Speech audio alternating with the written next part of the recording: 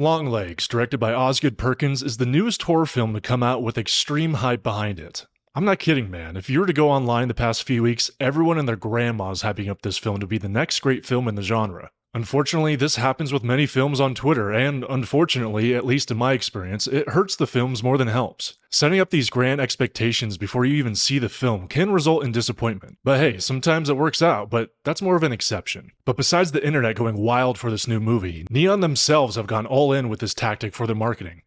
It's a bold strategy, Cotton. Let's see if it pays off for them. Now, I've had my eyes on this film for a while, but the only thing I knew about it was that it was an upcoming horror flick with Nick Cage starring as the main psycho. But as the months have gone on, the marketing started to ramp up. Alongside the Twitter hype, I avoided every trailer or clip I could. I wanted to go into this movie as blind as possible. Little expectations, but hoping for an awesome experience. Well, the time has come. Let's go see if Longlegs lives up to all this hype. A few moments later.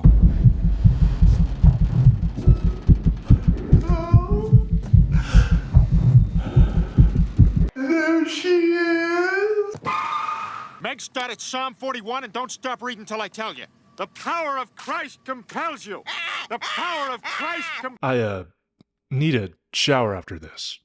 Where the hell's my Bible? So yeah, the internet was kind of right about this movie. It's creepy, it's unsettling, and it's weird. But it's also not this groundbreaking horror flick that's going to change the game or even stand next to all the movies it's been compared to online. Not at all. So I'm going to barely explain the plot of this movie, because I think it's best for anyone who goes to see Longlegs to know as little as possible. The hype you may see online may be hard to avoid, but trust me, if all you know is that the movie is about an FBI agent looking for a serial killer, that's enough. So what did I like about Longlegs? Well, to start, the aspect this movie excels at is how it's shot, looks, and feels. And I can't emphasize the last part enough. The entire time I was watching, I never felt safe or relaxed. The cinematography alone creates this atmosphere of dread and eeriness. If any of you have played Alan Wake 2, then you'll get similar vibes in Longlegs, and combined with the performances of the main characters, I'll say that that's my favorite thing about this movie. With all the marketing hyping it up to be this uneasy, horrific piece of film, well, they definitely succeeded in that department. It's cruel and just flat out unnerving, but the story itself is a little bit more complicated in my opinion. I won't spoil anything, but what starts out as an intriguing FBI manhunt unfortunately ends with an awkward exposition dump that sort of deflated the whole experience for me. How can I say this? Well, there's many things in this movie that aren't fully explained or even linked together sometimes. Now, maybe I just didn't understand it and a rewatch would make it better, but there's moments in the beginning of the film that I'm still not quite sure had anything to do with the overarching story, or it was just a bit of character development for our lead. Also, the ending, while very entertaining in its own right, crescendoed into an awkward exposition dump and a little bit of an unsatisfying ending. And that's why I didn't really like about Longlegs. Unfortunately, I can see a lot of people going into this movie with all these high expectations and coming out a little disappointed, and that's exactly why I try to avoid all the hype in trailers. I like Longlegs. It's very good, but I don't love it. Micah Monroe and Nicolas Cage give amazing performances and really carry this film, especially the great Nick Cage. Like I said earlier with the cinematography, the performances themselves just make you feel weird and unsettled. From the very beginning, you feel like something's off with Micah's character. With every interaction she has, there's always a bit of restraint and awkwardness. The opposite can be said about Nicolas Cage as the creepy Longlegs. He gives a wild performance in this, and I gotta be honest, it sort of fell out of place at times. And what I mean by that is the whole vibe of this movie is straight out of an old 90s serial killer movie. You got the creepy atmosphere, subdued characters taking everything so serious, and the threat of this killer is always looming over the entire story. But then when you get to see Longlegs, it did come off as Nicolas Cage trying way too hard and, with all due respect, kind of overacting. You would! Overactor! Jazz up!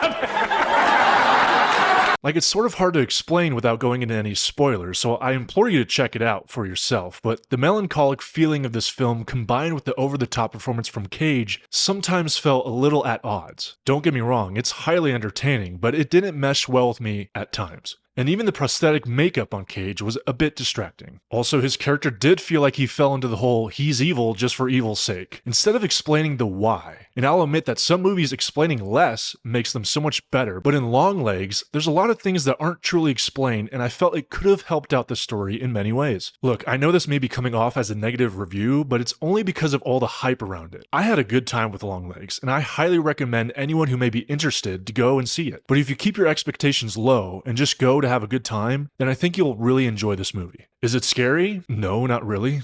Is it creepy and unnerving? Very.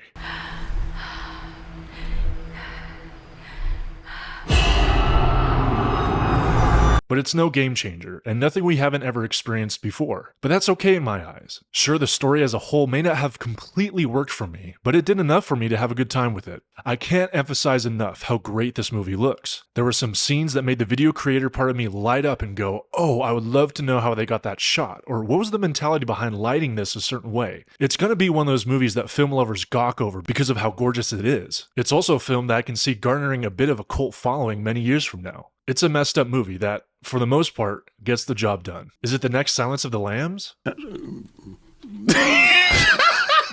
Hell no. But it should have never had those expectations to begin with. So I give Longlegs a 4 out of 5.